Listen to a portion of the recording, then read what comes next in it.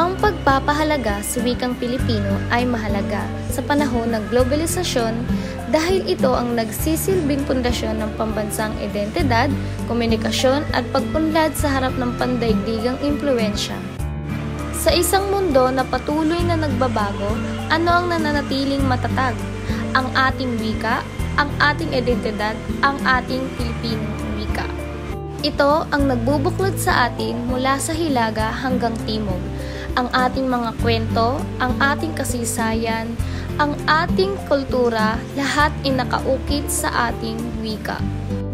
Ang susi sa ating edukasyon, sa ating pag-unlad, ito ang nagbibigay kapangyarihan sa atin na mag-isip, mag-imbento, at lumikha ng ating mga bagong kaalamang base sa ating mga binasa at mga maisusulat. Sa panahon ng globalisasyon, ang paggamit ng Filipino sa pag-aaral at mananaliksik ay nagpapadali sa pag-unawa ng mga konsepto at pagpapahayag ng mga lokal na issue. Ang wikang Filipino, gamitin natin, pahalagaan at paunlarin natin ang ating wikang Filipino. Ito ang ating pamana, ito ang ating kinabukasan. Sa globalisasyon, ang pagtangkilik sa mga dayuhang gawa ay maaaring magpapahina sa pagpapahayag ng mga Pilipino sa sariling wika.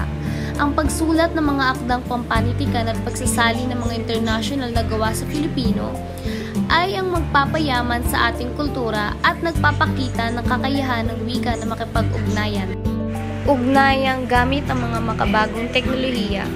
Sa kabuuan, ang pagpapahalaga sa Pilipino ay hindi lamang pagmamahal sa sariling wika, kundi pagkilala sa kakayahan nitong maging tulay sa pagitan ng lokal at pandaigdigang komunidad.